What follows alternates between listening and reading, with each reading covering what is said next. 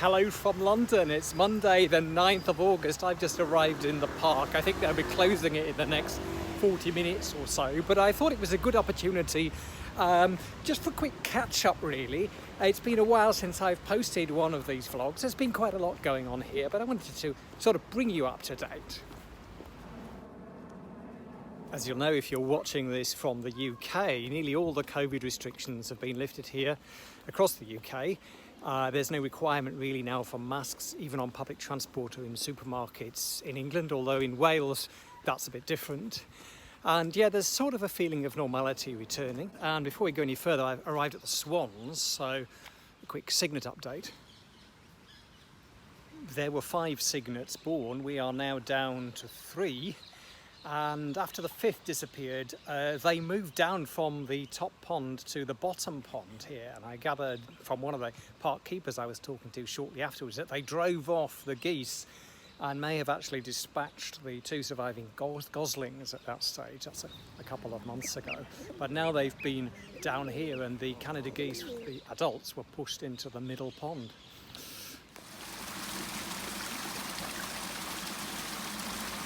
The heron often hangs out in the middle pond here, and tonight we're in luck. I do think the top pond is a bit more of a majestic setting for the swans, so I wish they'd stayed up here.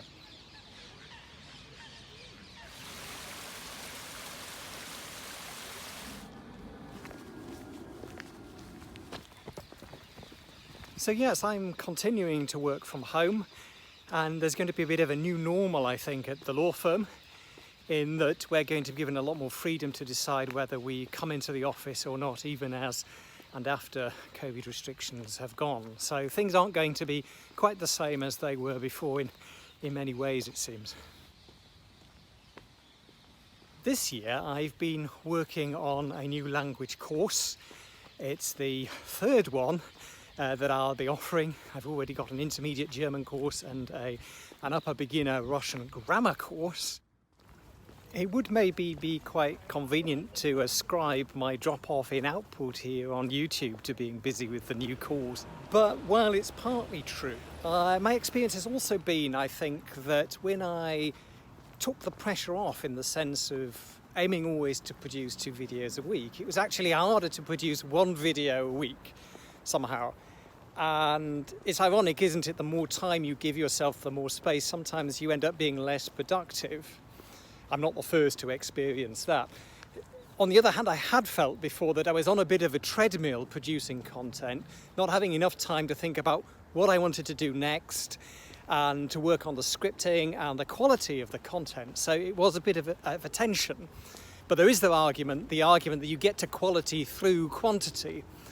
So maybe I stopped the very consistent production of videos too early for the health of the channel and my skills as a YouTuber. But we are where we are, and I've no shortage of ideas of things I would like to work on. But my experience at the moment is that I'm struggling to find the time and feeling almost a bit overwhelmed with everything. Although in theory there's less pressure on because I'm not having to commute either. You know, and I think maybe partly this is a result of us being, a year and a half nearly now into these strange circumstances of spending a lot more time at home. Although that's something I, as an introvert, enjoy. I feel fine. I'm keeping very busy in the garden, learning my languages, consuming YouTube media in different languages, reading a lot. I've been experimenting with some cooking as well, actually, doing different recipes. But nevertheless, I think maybe the lack of variety and external stimulation and even pressure from outside, in a sense, may, be sort of making itself felt a bit for me.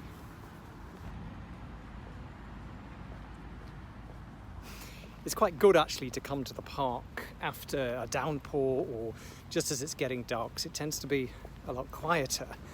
The weather for the last 2 weeks really has been really bizarre, sort of monsoon type downpours followed by brightening up and everything drying up and then another fall of rain. And today we had another big UN report on climate change published, so you know, there's that worry, isn't there, in the background. But everyone made like quite a comment being like, there's been a fun fair here for the last couple of weeks, and I think today was maybe the last day, and they're packing up now.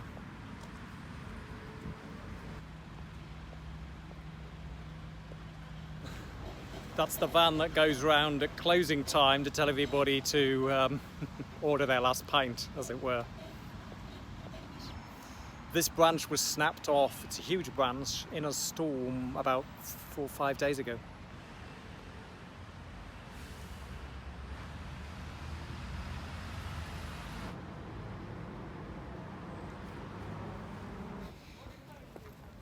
I don't want to get completely clarted up, as we say in Yorkshire, with mud, so I'm going to double back actually and go onto the road here in Herne Hill and walk back along the pavement.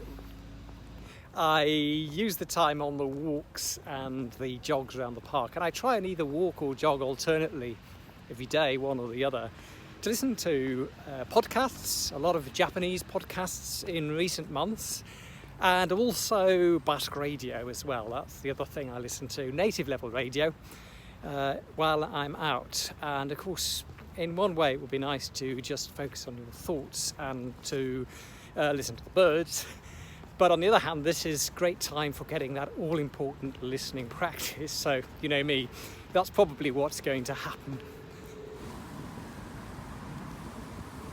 Here come the authorities to throw us out.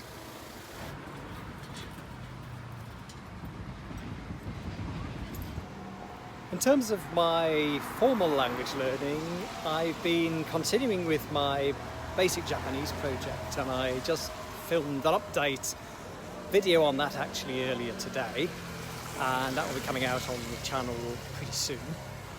But also I've been continuing with my Basque. I just mentioned the listening on the radio, but I've been having at least one, often two 30 minutes or even 1 hour lessons sometimes each week, one-to-one with a teacher. I'm not doing much focused study of Basque otherwise because the time is going on the Japanese, and I feel my Basque would benefit from a bit more deliberate work at this stage. But conversationally, in terms of listening skills, it's continuing to improve, there's no doubt about that, but it's still pretty inaccurate. I'm listening to quite a lot of German and Russian, mainly actually through YouTube, and watching particularly Tatort, a German krimi series, German detective films, which are on the ARD player, on the German television player online.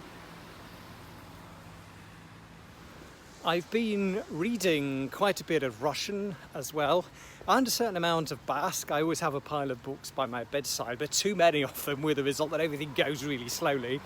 But yeah, getting quite a bit of reading practice in too, just underlining with a pencil the words that I don't know. I'm old school, so it's not the Kindle or anything, and enjoying that.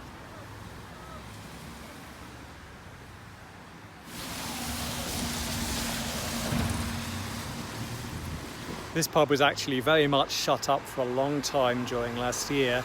Pub life is gradually, I think, getting back to normal here.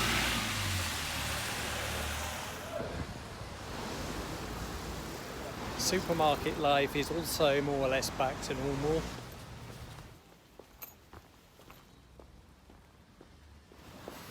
There we are, nearly back at the ranch now. So that's been sort of quite a downbeat catch-up in a way, I suppose. Maybe it's the weather, maybe it's the year of COVID, maybe it's the climate crisis, but yeah, a bit downbeat. But anyway, I'm still here, I'm still learning languages, and I'm looking forward to hearing how things are going with you down in the comments below.